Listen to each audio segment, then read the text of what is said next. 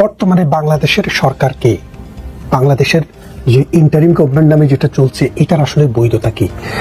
বাংলাদেশের যেই কোনো আইনের ভিত্তি, যেই কোনো আইনের বৈধতা, যেই কোনো আইন এটা কার্যকর হবে কিনা সেটা ডিপেন্ড করে আমাদের কনস্টিটিউশনের উপরে। আমাদের বাংলাদেশের একটা স্বাধীন দেশের একটা কনস্টিটিউশন আছে, পিপল রিপাবলিকস অফ বাংলাদেশের। এই সংবিধানটি 1972 সালে প্রণীত হয়েছে। বিভিন্ন সময়ের প্রয়োজনে এটা অ্যামেন্ডেড হয়েছে। এখন পর্যন্ত এটাই হচ্ছে বাংলাদেশের প্রজাতন্ত্রের বৈধ আইনের ভিত্তি। সুতরাং এই আইনে যা বলা আছে তার বাইরে গিয়ে যদি কেউ নিজেকে সরকার দাবি করে, সরকার প্রধান দাবি করে, উপদেষ্টা দাবি করে, এটার কোনো আইনি ভিত্তি নেই। যদি কোনো বৈধ গভর্নমেন্ট থাকে, অর্থাৎ বাংলাদেশে কনস্টিটিউশনের ভিত্তিতে কোনো সরকার হয়, সেই সরকার চাইলে তাদেরকে বিচারের আওতায় নিয়ে আসতে পারবে। সুতরাং ডক্টর ইউনূসের যে সরকার, ডক্টর ইউনূসকে কেন্দ্র করে যে সরকার গঠিত হয়েছে, এটি বাংলাদেশের আইন অনুসারে, অর্থাৎ সংবিধান অনুসারে, প্রচলিত সংবিধান অনুসারে সম্পূর্ণ বেআইনি এবং অবৈধ সরকার। কেন বলছি আপনাকে বলি। আপনি যদি বাংলাদেশ কনস্টিটিউশনের 57 অনুচ্ছেদে যান, সেখানে কি বলা আছে যে বাংলাদেশের কোনো প্রধানমন্ত্রী যদি, নির্বাচিত প্রধানমন্ত্রী যদি সরকারের পদ থেকে, অর্থাৎ তার পদ থেকে পদত্যাগ করেন, অথবা উনি যদি সংসদে আস্থা হারান, অথবা একজন মানুষ তো মারাও যেতে পারেন, কোনোভাবে যদি উনার পদ শূন্য হয়, তাহলে দুইটা ইস্যু। একটা হলো উনি বেঁচে থেকে যদি পদ শূন্য হয়, আর একটা হলো উনি মারা যাওয়ার পর যদি পদ শূন্য হয়। বেঁচে থাকার পর যদি পদ শূন্য হয়, উনি যদি পদত্যাগ করেন, অথবা ওনাকে যদি বাধ্য করে পদত্যাগ করানো হয়, অথবা সংসদ কর্তৃক যদি তিনি অপসারিত হন, তাহলে পরবর্তীতে একজন প্রধানমন্ত্রী নিয়োগ হওয়ার আগ পর্যন্ত উনি ওই পদে বাংলাদেশের বৈধ প্রধানমন্ত্রী হিসেবে বিবেচিত হবেন। যেহেতু প্রধানমন্ত্রী শেখ হাসিনা বেঁচে আছেন, তাকে দেশ ত্যাগ করতে বাধ্য করা হয়েছে, এবং ধরলাম আমরা জানি না যে উনি নিজে পদত্যাগ করেছেন নাকি তাকে বল প্রয়োগ করে পদত্যাগ করানো হয়েছে।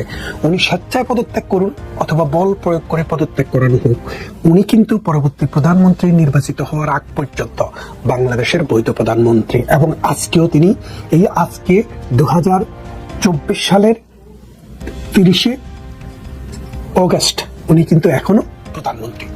দ্বিতীয়ত, একটা সময়ে বাংলাদেশের কনস্টিটিউশনে তত্ত্বাবধায়ক সরকার ব্যবস্থার একটা বিধান ছিল। সেই বিধানটি সংসদে, বাংলাদেশের নির্বাচিত সংসদ সদস্যদের মাধ্যমে সংসদে সেটি গৃহীত করা হয়েছে। কিসের আলোকে? বাংলাদেশ সুপ্রিম কোর্টের একটি মামলার আলোকে। সুতরাং সেই বিধানটি আর বাংলাদেশে এখন নেই। যেহেতু সেই বিধানটি বাংলাদেশে নেই, সেহেতু কোনোভাবেই বর্তমানে সরকার বৈধ সরকার নয়। দ্বিতীয় আরেকটি বিষয় আছে যে এই অবৈধভাবে যারা ক্ষমতা দখল করেছে বা যাদেরকে ক্ষমতা দেওয়া হয়েছে, তাদের কি হবে? সংবিধানের 142 অনুচ্ছেদে কিভাবে কোনো কিছু সংযোজন বিযোজন করতে গেলে, অর্থাৎ আমাদের আইন যেটা আছে, কনস্টিটিউশনকে যদি বদলাতে হয়, কারা বদলাতে পারে? তত্ত্বাবধায়ক সরকার, ইন্টারিম গভর্নমেন্ট। তারা কি আমাদের বাংলাদেশের আইনের ভিত্তিকে কি তিনি বদলাতে পারেন? পারেন না। কেন পারেন না? কারণ বদলাতে হলেও পার্লামেন্ট লাগবে, অর্থাৎ জনগণের উইশ হচ্ছে পার্লামেন্ট। এই পার্লামেন্টের ইচ্ছার ভিত্তিতে, সংখ্যাগরিষ্ঠতার ভিত্তিতে কখনো কখনো বাংলাদেশ কনস্টিটিউশন দুষ্পরিবর্তনীয় বলে। কেন বলে?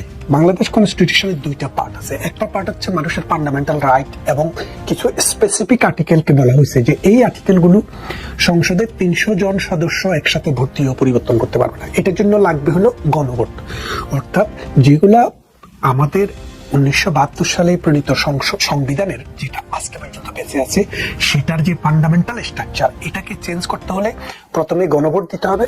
গণভোটে যদি এটা পরিবর্তনের বিধান মানুষ অনুমোদন করে, যেমন হ্যাঁ না ভোট হয়েছিল আগে, সেই ভোটে যদি অনুমোদন করে, তাহলে সেটা বদল করা যায়।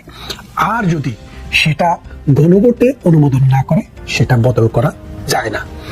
2 নম্বর কথা হচ্ছে, যেই সব বিষয় ফান্ডামেন্টাল বিষয় নয়, অর্থাৎ বাংলাদেশ কনস্টিটিউশনের ফান্ডামেন্টাল ভিত্তি হিসাবে পরিগণিত নয়, সেগুলোকে পরিবর্তন করতে হলে সংসদের মোট সদস্যের 2/3, অর্থাৎ যদি 300 জন হয়, সেই ক্ষেত্রে 200 জনের ভোট দিয়ে আপনি পরিবর্তন করতে পারবেন। তার মানে হচ্ছে বাংলাদেশ সংবিধানকে পরিবর্তন করা, বাতিল করা বা যত কিছুই করা হোক, সংসদের নির্বাচিত সদস্যদের মাধ্যমেই কিন্তু সেটা করতে হবে। বর্তমানে যেটা হয়েছে সেটা কিন্তু সংসদের ভোটে হয়নি। তৃতীয় আরেকটি বিষয় আসছে, অনেকে বলে থাকেন যে প্রেসিডেন্ট করেছেন, প্রেসিডেন্ট তো নির্বাচিত, কিন্তু বাংলাদেশ কনস্টিটিউশনে প্রেসিডেন্টকে এইরকম কোনো ক্ষমতা প্রদান করা হয় নাই। আর এই ক্ষমতা যদি প্রদান করতে হয় তাহলে সেটা পার্লামেন্ট করবে। বলা আছে যদি পার্লামেন্ট কর্তৃক উনি রিকোয়েস্টেড হন, অর্থাৎ ওনাকে যদি রিকোয়েস্ট করা হয় পার্লামেন্ট থেকে যে আপনি সংসদকে ভেঙে দেন, প্রধানমন্ত্রী কি করলো? পদত্যাগ করলো। পদত্যাগ করে উনি যদি বলে যে আপনি পার্লামেন্ট ভেঙে দেন, তারপরে উনি ভেঙে দিতে পারেন। কিন্তু সেই ক্ষেত্রে প্রধানমন্ত্রী শেখ হাসিনা কখনো উনাকে সেই রকম আদেশ বা অনুরোধ করেননি। এবং যদি সংসদ ভেঙেও যায় তাহলে পরবর্তী সংসদ নির্বাচন হওয়ার আগ পর্যন্ত এক্সিস্টিং যে সংসদ সদস্য এবং সংসদ আছে সেটা বৈধ থাকে। তার মানে হচ্ছে কোনোভাবেই আজকের কোন সংসদ সদস্য, আজকের কোন মন্ত্রী, আজকের কোন প্রধানমন্ত্রী এখনো বাংলাদেশের যে আইন মোতাবেক, আইন কাঠামো মোতাবেক আমাদের রাষ্ট্র পরিচালনার দায়িত্বে আছেন। আর যারা রাষ্ট্র পরিচালনার নামে তত্ত্বাবধায়ক সরকার বা অন্তর্বর্তীকালীন সরকার নামে আছেন, তারা আইনগত কোনো ব্যক্তির উপরে নেই।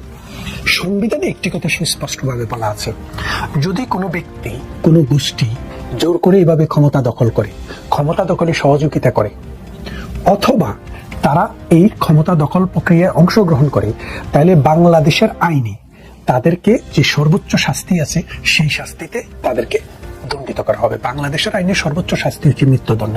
অর্থাৎ ডক্টর ইউনূস সহ যারা সরকারে আছেন তারা এই কনস্টিটিউশন অনুসারে বাংলাদেশের এখন কিন্তু মৃত্যু পরোয়ানা মাথায় নিয়ে আছে। বাংলাদেশের কনস্টিটিউশনে একটি ধারায় বলা আছে যে বাংলাদেশের এমন কোনো আইন হতে পারবে না যেটা মানুষের মৌলিক মানবাধিকারের টোটাল পরিপন্থী, অর্থাৎ স্পিরিট অফ কনস্টিটিউশন। এই যে এই কনস্টিটিউশন যে স্পিরিট, এটা যা রক্ষা করার জন্য বলা হয়েছে, সেই রকম বিরোধী কোনো আইন যদি সংবিধানে প্রণীত হয় তাহলে যেই অংশটুক সংবিধানের ফান্ডামেন্টাল স্পিরিটের সাথে যায় না সেটুক অটোমেটিক্যালি নাল এন্ড ভয়েড, অর্থাৎ এটি কোনো আইন নয়। অর্থাৎ সুপ্রিম কোর্ট বলেছে যে পঞ্চম সংশোধনী বা ওই যে ইন্ডেমনিটি অধ্যাদেশ, এটি বাংলাদেশের সংবিধানের অংশ নয় এবং এটিকে পাশ করাও যাবে না। সুতরাং ওটি আইনই ছিল না। তো সেই জন্য বলছি এই সংবিধানটিকে কোনোভাবে অ্যাব্রোগেশন করার, সাসপেন্ড করার কোনো ক্ষমতা বর্তমান সরকারের নেই। মজার ব্যাপার হচ্ছে দেখেন, এই সরকার যখন ক্ষমতা গ্রহণ করে তারা কিন্তু এই সংবিধানটিকে সাসপেন্ডেড করেনি অথবা এটাকে অ্যাব্রোগেট অর্থাৎ এটাকে বাতিল ঘোষণা করেনি। উনি কিন্তু শপথ দিয়েছেন বাংলাদেশের প্রেসিডেন্টের কাছে। তার মানে হচ্ছে প্রেসিডেন্ট একটা কনস্টিটিউশনাল প্রতিষ্ঠান, এই কনস্টিটিউশনাল প্রতিষ্ঠানের কাছেই কিন্তু উনি শপথ দিয়েছেন। এবং জায়গায় জায়গায় মামলা দেওয়া হচ্ছে। এই মামলাগুলো কিসের ভিত্তিতে দেওয়া হচ্ছে? বাংলাদেশের প্রচলিত আইন অনুসারে। এই আইনের ভিত্তিটা কি? আমাদের এই সংবিধান। এই সংবিধানটা যে বেঁচে আছে উনারাও কিন্তু স্বীকার করছে। এই সংবিধান যদি বেঁচে থাকে তাহলে উনাদের ক্ষমতা চালানো, ক্ষমতা দখল করা কোনোভাবেই বৈধ নয়।